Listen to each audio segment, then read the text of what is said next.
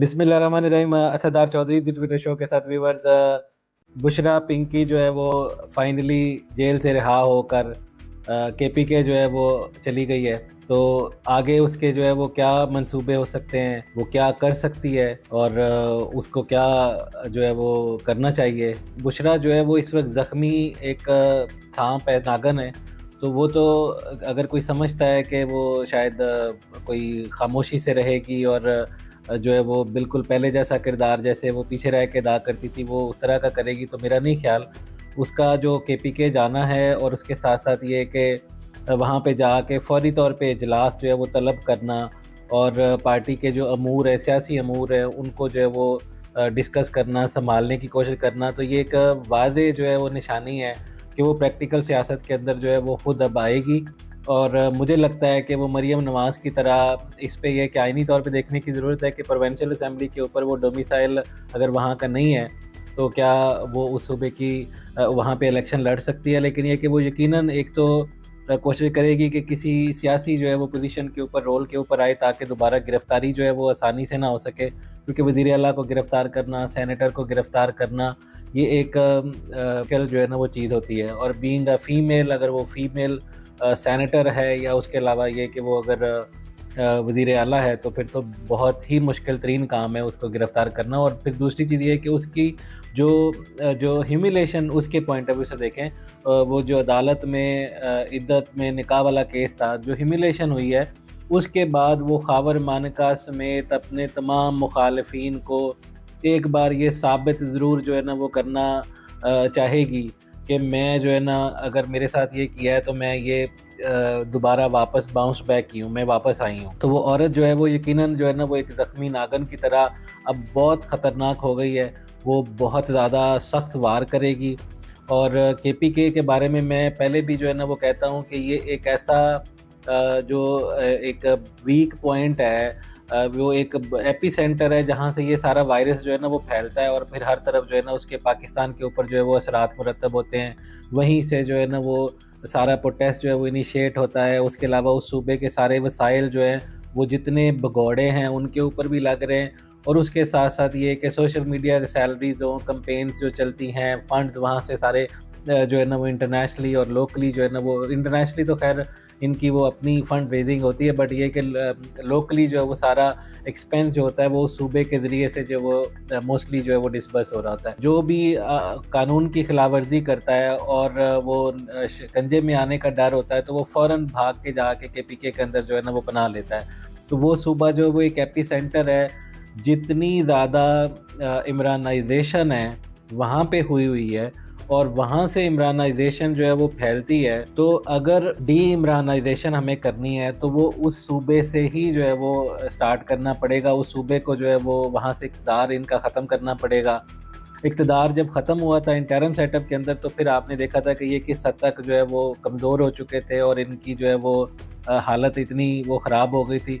दोबारा जो इनका बाउंस बैक, इनका रिवाइवल हुआ है, वो केपीके की गवर्नमेंट की वजह से हुआ है। नेशनल असेंबली की सीटों की वजह से भी इतना इनको फ़ायदा नहीं हुआ जितना इनको केपीके की प्रोविंशियल असेंबली और सीएमशिप से जो है वो फ़ायदा हुआ है।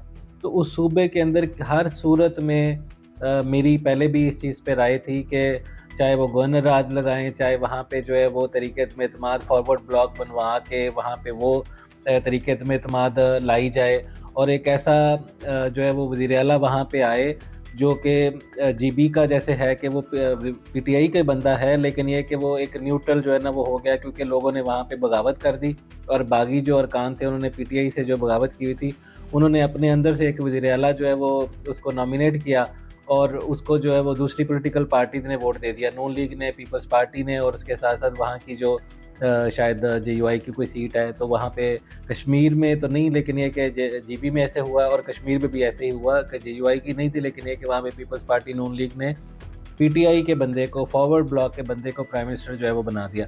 तो अगर यहाँ पे भी इस सूबे के अंदर भी जो पीटीआई का ऐसा बंदा जो उनकी पार्टी से, मेन पार्टी से बगावत कर दे और वो फॉरवर्ड ब्लॉक को लीड करे और उसको दूसरी पॉलिटिकल पार्टीज के पीके के अंदर जो है वो वोट कर दे और वो वज़ीर आला बन के एक न्यूट्रल और एक मतवाज़न शख्सियत के तौर पे जो है वो सूबे को चलाए, सूबे की तरक्की के ऊपर फोकस करे, अवाम की बेहतरी के ऊपर फोकस करे और ये सारा जो इमरानडू वायरस है उसको फैलाने से रोके, इमरानाइजेशन जो है उसको फैलाने से रोके और एक नॉर्मल सूबा जो है वो बन जाए। तो मैं इस चीज़ पे पहले भी कहता हूँ कि ये सूबा जो है वो कंट्रोल में लेना, हालाँकि ये क्लोज़ बैटलफ़ील्ड थी, सारे के सारे दूसरे महाज़ जो है वो सूबे कंट्रोल में आ गए थे, लेकिन क्योंकि अदलिया ने इस हद तक जो है वो वक़्त डाला हुआ था, लोअर अदलिया ने, और बाकी भी जो है ना वो काज़ी फ़ायदा के, क्योंकि टाइम कम था, तो इस वजह से जो है वो सारा फ़ोकस एस्टैब्लिशमेंट का। फिर एस्टैब्लिशमेंट में भी है कि कुछ लोग ऐसे तैनात थे कि उनके होते हुए वो इस तरह के फ़ैसले जो दो टोक फ़ैसले हैं वो नहीं हो सके। तो अब भी जो है ना वो थोड़ी-सी सिचुएशन है, हैंगिंग इन द एयर है। तहरीक एतमाद तभी आएगी या सारा फॉरवर्ड ब्लॉक तभी बनेगा कि मरकज़ के अंदर हुकूमत जो है वो मज़बूत हो जाए। मरकज़ के अंदर मज़बूत होने के लिए मखसूस सीटें जो है वो वापस चाहिए। मखसूस सीटें जब वापस मिल जाएँगी, फिर उसके बाद आइनी तरमीम 1-2 जो मज़ीद रिक्वायर्ड हैं, मिलिट्री कोर्ट्स वगैरह इस तरह की चीज़ें वो हो जाएँगी। फिर उसके बाद सूबे के ऊपर फ़ोकस करके वहाँ पे फॉरवर्ड ब्लॉक की या तो हुकूमत आए या फिर ये कि किसी और पॉलिटिकल पार्टी की आ जाए, चाहे वो नून लीग पीपल्स पार्टी की ज़्यादा इम्कान है, या फिर ये कि जेयूआई की भी आ सकती है, लेकिन जेयूआई का मतलब ये है कि पीटीआई की हुकूमत हो। तो ये कि इस सूबे से जो है वो इक़्तिदार वापस लेना, वो सबसे इम्पोर्टेंट है अगर आपने इमरानाइज़ेशन को फैलने से रोकना है। और पिंकी पीरनी जो है वो वहाँ पे बैठ के वो हर सूरत में कोशिश, एक तो ये कि उसको जो है ना वो रॉयल ट्रीटमेंट जो है ना वो मिलेगा। अब वो मलका आलिया की तरह जो है वो ट्रीट होगी।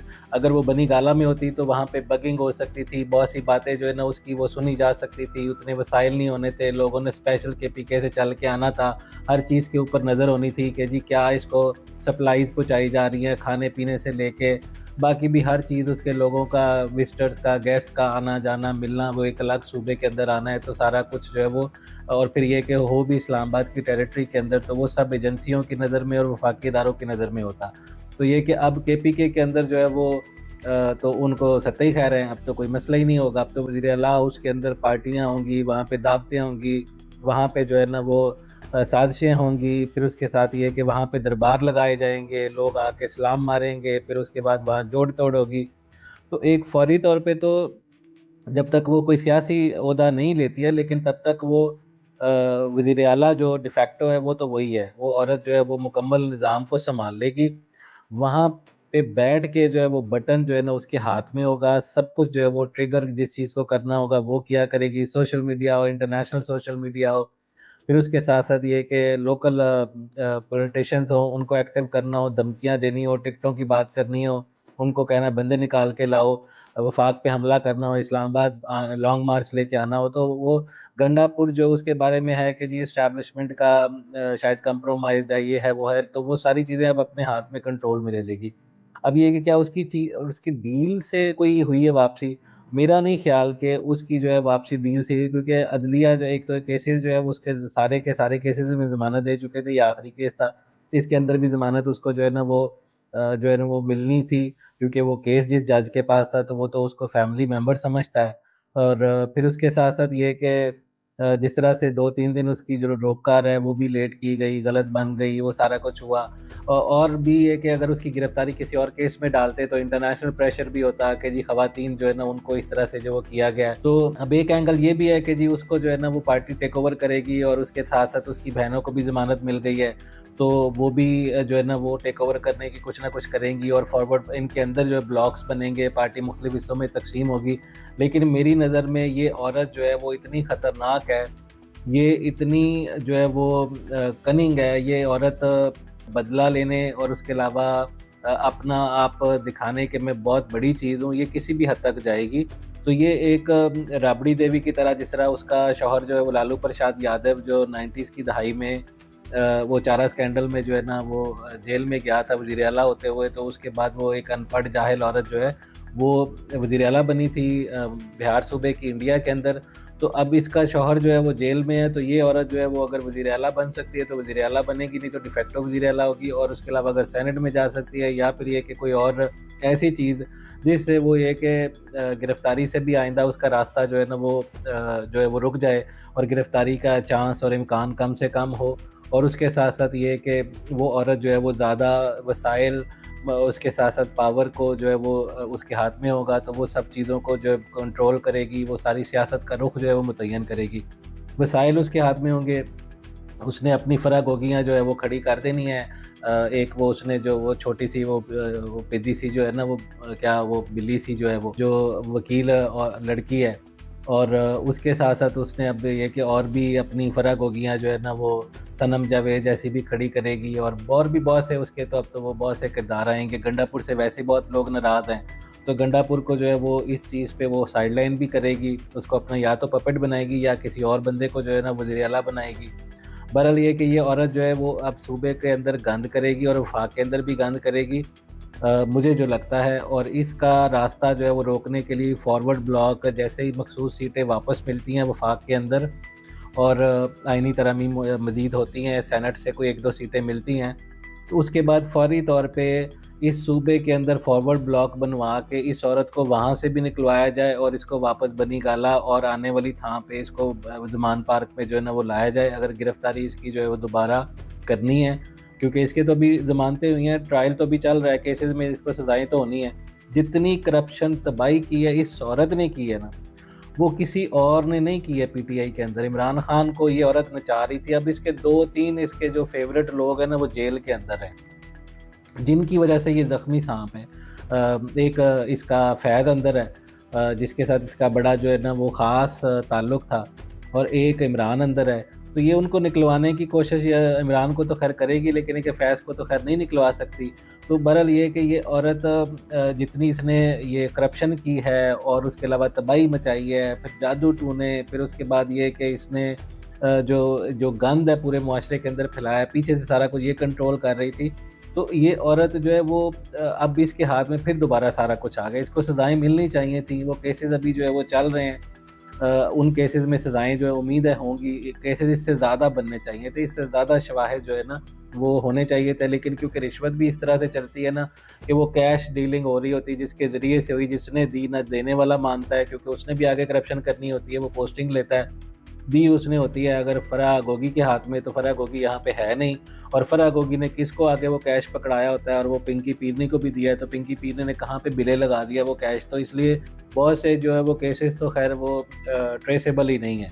वो अवाम को पता है, ज़ुबान ज़द-ए-आम है, लोगों को पता है, लेकिन ये कि वो ट्रेसेबल नहीं है, वो केसेस नहीं बन सकते थे। बट जो बने हुए हैं उन केसेस के अंदर तो इसको सज़ाएँ जो है ना वो होनी हैं और होनी चाहिए। ख़ास तौर पे ये कि अल-कादर ट्रस्ट है या उसके अलावा। लेकिन पाकिस्तान के अंदर एक और बहुत बड़ा मसला है कि यहाँ पे औरत जो है ना, जिस तरह राना सनाउल्लाह ने कहा जी, सियासत में औरतों को जो है ना वो मैं फैमिलीज़ को जो है ना पकड़ने और उनको सज़ाएँ देने का कायल नहीं हूँ। तो भई औरत जो है वो फिर पूरे मुल्क की औरतों के लिए जेलें ख़त्म कर दो, जेलें खोल दो।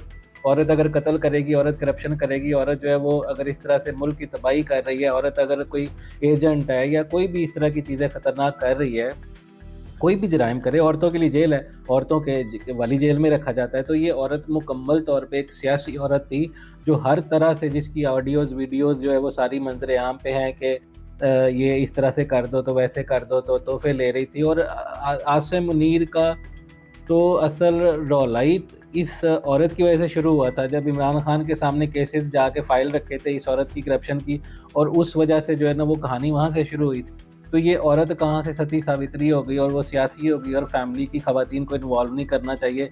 तो ये जो नून लीग की तरफ से भी ऐसे लोग आ जाते हैं, राना सनाउल्लाह जैसे और साद रफ़ीक जैसे, तो वो मुझे समझ नहीं आती। भई औरत मर्द नहीं, जुर्म को देखा जाए, मुआशरे के अंदर जुर्म देखा जाता है, जेंडर नहीं देखा जाता। अगर जेंडर उस औरत ने अपने उस वक़्त ख़्याल नहीं किया अपने जेंडर का, और वो तमाम जराइम, मुझे तो लगता है कि उसने लोगों को कत्ल भी करवाया। वो अफ़शान लतीफ़ कहती है कि बच्चियों को मरवा के उनकी वहाँ पे बाक़ियात हैं, उनको जो है वो जादू टूने के लिए इस्तेमाल किया जाता था। उनके साथ पता नहीं क्या-क्या रेप होता था, और ये कोई लेस्बियन औरत है। फिर उसके साथ इसके औरत के जो है वो और भी, मुझे जो लगता है कि इसने कुछ लोगों को कत्ल भी करवाया है, जो इसी ने नवाज़ शरीफ को ज़हर देने की बात की थी। पिंकी पीरनी ने नैब की हिरासत के अंदर, जो नवाज़ शरीफ के एकदम से 2 लाख से ज़्यादा प्लेटलेट्स वो 2000 तक आए थे, तो इस औरत ने जो है वो इमरान को जो है वो कहा था कि भई ये किस्सा ही ख़त्म करो। तो ये भी एक चाहे वो जिसके ज़रिए से भी एग्जीक्यूट हुई, वो फैज़ के ज़रिए से हुई, नैब की हिरासत में हुई, लेकिन ये औरत जो है ना वो फाइनल वीटो राइट रखती थी हमेशा। वो ये पीछे से ये सारा कुछ जो है वो बटन दबाती थी और सारा जो है ना यही बताती कहती थी।